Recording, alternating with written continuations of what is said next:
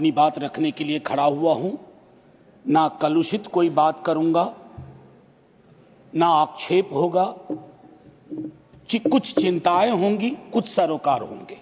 3 हिस्सों में अपनी बात, अपने दल की बात आपके समक्ष रखना चाहता हूं।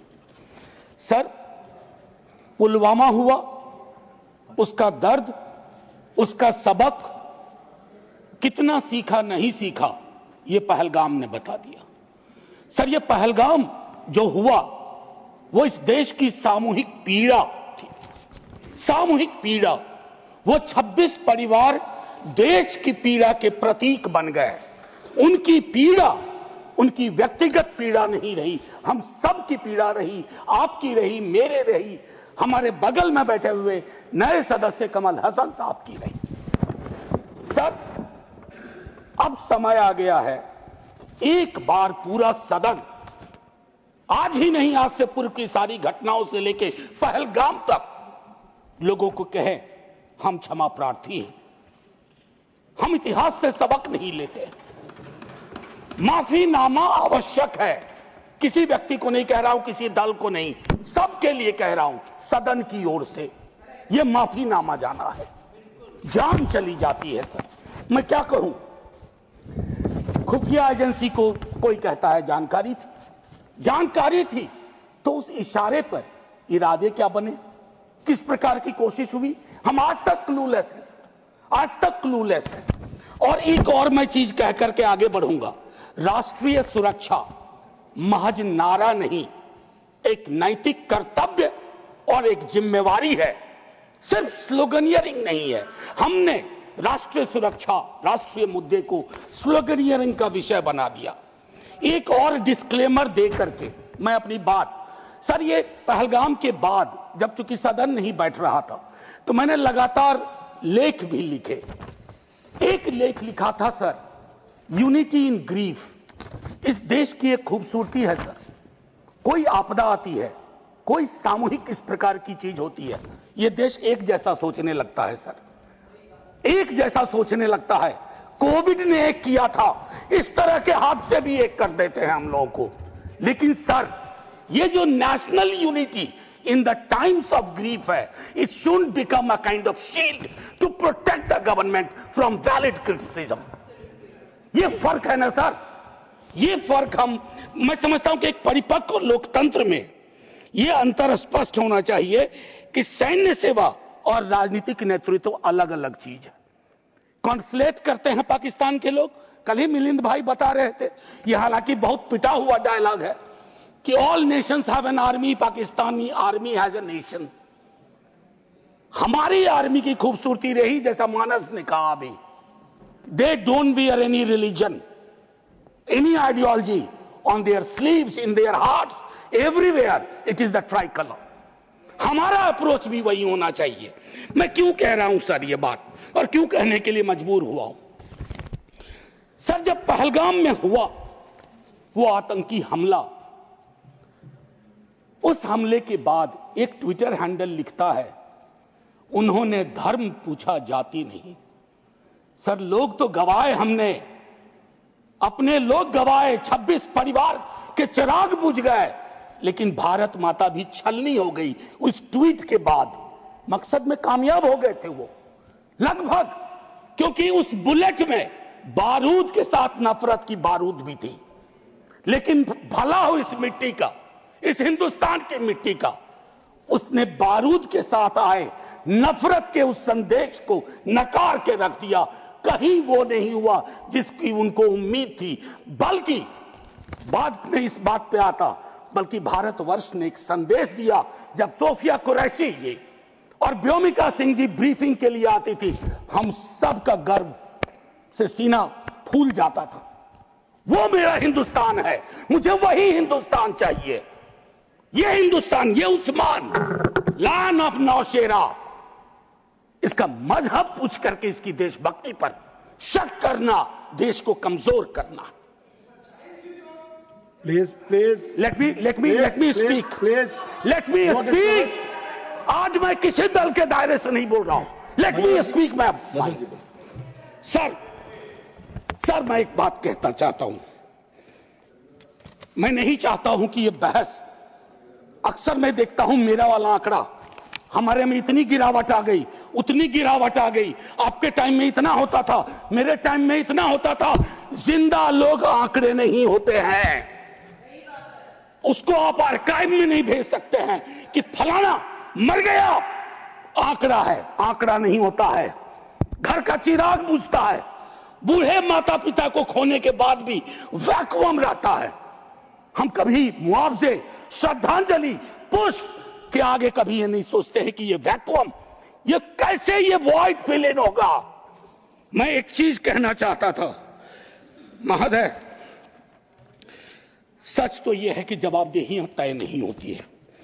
मैं अक्सर देखता हूं, मैंने अपने नेता से भी पूछा, कुछ पार्थिव शरीर बिहार भी आ रहे थे, हमने पूछा, मैं नहीं था, सर क्या होता है, पार्थिव शरीर पे जाते हैं, फूल बरसाते हैं, रीद लगता है एक सर, कई कैमरे होते हैं, लेकिन इंसानी जिंदगी के वैक्यूम को हिंदुस्तान क्या विश्व में कोई कैमरा उस वैक्यूम को नहीं भर पाता है। वैसे कैमरे का इजाद नहीं हुआ है सर, हम इस नजरिए से क्यों नहीं सोच सकते। कल मैं थोड़ा तारतम्य मेरा टूट रहा है, मैं सिर्फ ये कहना चाहता था सर कि अगले दिन बिजनेस एज यूजुअल हो जाना ठीक नहीं। आज हुआ, कल बिसरा दिए, बिजनेस एज यूजुअल। राजनीति के लिए हमेशा वक्त है। अरे हम आप आतंक पे, सेना के शौर्य पे राजनीति करके क्या करेंगे। हमारे पास राजनीति के लिए लोकोन्मुख मुद्दे हैं, उस पर बात होगी। कभी आप चुने जाओगे, कभी आप नहीं चुने जाओगे, कभी ये चुने जाएंगे, कभी नहीं चुने जाएंगे। लेकिन सेना का मान और शौर्य एक ऐसी चीज है। सर कल माननीय प्रधानमंत्री जी ने लोकसभा में, मैं सुन रहा था, उन्होंने एक बात कही, मैं भारत का पक्ष रखने आया हूं। ये संसद तो भारत की है, पक्ष और विपक्ष दोनों भारत के हैं।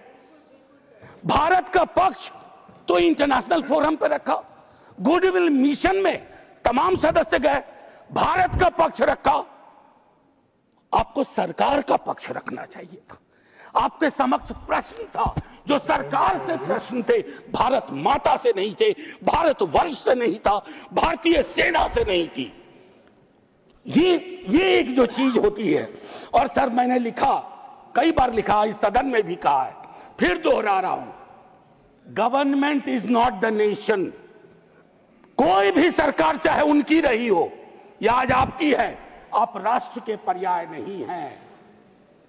हम कल खेल में हो या ना हो, हम में से बहुत लोग नहीं रहेंगे, सरकार भी बदल जाएगी, पार्टियां विलुप्त हो जाएंगी, लेकिन ये देश तो भाई रहेगा। इसकी मिट्टी अद्भुत है, ये जिंदा रहेगा। तो देश रहने दीजिए, सरकार अपनी बात करे। और एक बात तो मैं और कहूंगा, क्या ही कहूं, नेहरू लाइफ वेस्ट हैं इस सरकार की। वो जो हवाई जहाज में जब हम लोग बैठते हैं तो कहते हैं कि अगर जहाज डूबने के क्रम में लाइफ वेस्ट को ऐसे फूकिए, फुला लीजिए ताकि पानी में उतरने में, नेहरू बार बार आ जाते हैं। मतलब मैंने तो पिछले सदन में, उस वाले पार्लियामेंट में कहा था कि बेहतर है एक दिन में एक मुकदमा कर दो, जवाहरलाल नेहरू हाजिर हो, जिनको उनके पक्ष में दलील देना है देंगे, हम जैसे लोग चलिए टूटे बिखरे हैं। और दूसरी तरफ उनको बुला लो जिनको नेहरू हर जगह नजर आते हैं। अगर नेहरू इतने वर्षों बाद भी आपको परेशान कर रहे हैं तो कुछ तो बात है, थी उस बंदे में, कुछ तो बात थी। मैं एक चीज कहना चाहता हूं, इसको भी पहले कहा, आज फिर आपके समक्ष दोहराता हूं। पहलगाम हुआ सर, मैंने वो बात कही, जो ट्वीट आया, नफरत, टेलीविजन हाउसेस में डिबेट होने लगे। लेकिन उसके बाद अभी हाल में एक चीज मैंने बहुत पहले भी कही है, दोहरा रहा हूं। सर कश्मीर को लैंड मास सिर्फ नहीं समझना चाहिए, सिर्फ जमीन का टुकड़ा नहीं है कश्मीर। कश्मीर में लोग बसते हैं, कश्मीर के लोगों ने भी कुर्बानियां दी हैं। पहलगाम के बाद जिस तरह का रिएक्शन कश्मीर में आया वो अनप्रेसिडेंटेड था, अनप्रेसिडेंटेड। लोग रो रहे थे, कंधा दे रहे थे, बचा रहे थे, अपनी दुकानों के शटर डाउन कर दिए। लेकिन उसी कश्मीर में बाद के विजुअल्स में वहां की चुनी हुई सरकार, हालांकि मैं मानता हूं सरकार के बारे में, they have the responsibility without power, तो ये आज अर्जी का वक्त नहीं है, लेकिन मैं एक अर्जी लगा देता हूं इस सरकार के समक्ष, फुल फ्लेजेड स्टेटहुड बहाल करिए। ऐसी छवियां जहां सीएम एक खास जगह ना जा सके, मौन करने के लिए, रेस्पेक्ट देने के लिए, श्रद्धांजलि देने के लिए, उसके बाद सब दूसरी पीड़ा एक हुई। हमारे एनएसए साहब ने कहा एक कांच नहीं टूटा हिंदुस्तान का। सर ये संवेदन शून्यता की पराकाष्ठा है। पूंछ राजौरी के लोग कांच से भी गए बीते हैं। मुझसे ज्यादा पूंछ राजौरी को आप जानते हैं माननीय चेयरमैन साहब, कितने लोग हमने गवा दिए। उसके बाद मुझे लिखना पड़ा, प्रिय कांच तुम कितने धन्य हो, तुम्हारा जिक्र हो रहा है, जिनको खो दिया उनका कोई जिक्र नहीं हो रहा। सर ये आपके माध्यम से मैं रख रहा हूं, मुझे जवाब नहीं चाहिए। फॉरेन पॉलिसी को लेकर के विदेश मंत्री जी नहीं है, मैं एज ए कैरियर ब्यूरोक्रेट उनका बड़ा फैन था। मैं राजनीति में नहीं था, फॉलो करता था उनको, लेकिन मैं देख रहा हूं और मैं उनको सिर्फ दोष नहीं दूंगा, क्योंकि ये जो कैबिनेट है जिसमें आत्ममुग्धता का भी पुट है, उसमें कलेक्टिव रिस्पॉन्सिबिलिटी का नोशन गायब सा हुआ है। मैं सिर्फ ये कहूंगा, अभी हाल में बॉन्डुंग कॉन्फ्रेंस की एनिवर्सरी थी 18 से 24 अप्रैल, पहली बार इस देश में उस एनिवर्सरी को याद नहीं किया गया। वो एनिवर्सरी क्या थी सर? एफ्रो एशियन कंट्रीज 55 में जुटे थे, उससे नॉन अलाइन ग्रुप का जन्म हुआ था। बिसरा दिया सब भाई। हम इमीडिएट में देखते हैं अपनी विदेश नीति को।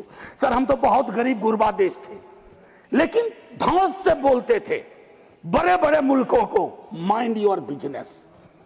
कहां आ गए सर हम कि गाजा के रेजोल्यूशन पे हम एब्सटेन कर जाते हैं दुनिया के गिने चुने देशों में।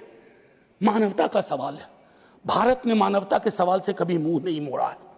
कौन से भारत का निर्माण हो रहा है ये मैं, और एक और चीज कहूं, हम लोग बचपन में एक डायमंड पॉकेट बुक्स में चाचा चौधरी पढ़ते थे। हाँ, ये अमेरिकन जो प्रेसिडेंट हैं उनमें मुझको चाचा चौधरी के सारे नेगेटिव गुण दिखते हैं। उनको एक चौधराहट सवार हो गई है। अब खड़गे साहब कल कह रहे थे मेरा स्पीच खत्म होते होते 30वीं बार बोल देगा, अखबार में छपने से पहले 30वीं बार बोल गया वो व्यक्ति, और अभी कोई गारंटी नहीं है, मैं बैठूंगा बाहर जाऊंगा सुना कि 32 बार बोल चुके हैं अब तक। सर मैं इसलिए कह रहा हूं इसका प्रतिकार सूत्रों के हवाले से ना हो कि सूत्र कह रहे हैं कि उन्होंने दखल नहीं दिया। सूत्र नहीं, ये सूत्र आजकल बहुत उत्पाती हो गए, खबरें सीधे नहीं आती हैं, सूत्रों के माध्यम से आती हैं। तो मैं आग्रह करूंगा, प्रतिकार के लिए मैंने एक प्रपोजल रखा हुआ है, I will come to that. लेकिन मैं एक चीज और कह करके, डिप्लोमेसी ट्रायल बैलून भी ना हो सर अभी तो। और एक और चीज सर, डिप्लोमेसी के संदर्भ में सर, इतनी मित्र विहीनता इस देश की कभी नहीं रही। आपने गुडविल मिशन पूरी दुनिया में भेजा, बहुत अच्छा निर्णय था। इस रेजिम में पहली बार इस तरह का मिशन हुआ था। ऐसे मिशन लगातार भेजिए, कॉन्फ्लिक्ट टाइम और नो कॉन्फ्लिक्ट टाइम, लेकिन ऐसे गुडविल मिशन अपने देश में भी भेजिए जहां एक कर्नल को सिर्फ उसके नाम सरनेम की वजह से एक मंत्री अपशब्द अशोभनीय टिप्पणियां करता है। तो गुडविल मिशन तो इस देश को चाहिए। हमारा गुडविल इस देश में हमने खत्म कर दिया है। और मैं एक चीज कहना चाहूंगा कि एक शेर है बड़ा मशहूर, वतन की पासवानी जानो ईमान से भी अफजल है, वतन की पासवानी जानो ईमान से भी अफजल है। मैं अपने मुल्क की खातिर कफन भी साथ रखता हूं। ये किनके लिए है? जिनको संदेह की दृष्टि से देखा जाता है कि भारत के लिए प्रेम है कि नहीं है, वगैरह वगैरह। माननीय सभापति महोदय, मैं सिर्फ एक आग्रह करूंगा, चूंकि कल की प्रोसीडिंग मैंने लोकसभा की भी देखी, मुझे दुख हुआ कि इस पीड़ा ऑपरेशन सिंदूर, जिसमें सेना के शौर्य को पूरा सदन सलाम कर चुका है, लेकिन जो विसंगतियां सेना ने इंगित की समय समय पर, जिसमें पॉलिटिकल डिसीजन का बहुत बड़ा कंट्रीब्यूशन था, उसको रेटोरिकल अंदाज से, रेटोरिक से कवर नहीं किया जा सकता है। कम clean, come straight. We are with you, Honorable Prime Minister. So I propose from this House a resolution, finally a resolution. This House unilaterally condemns the repeated statement of American President Donald Trump and find him the epithet of the great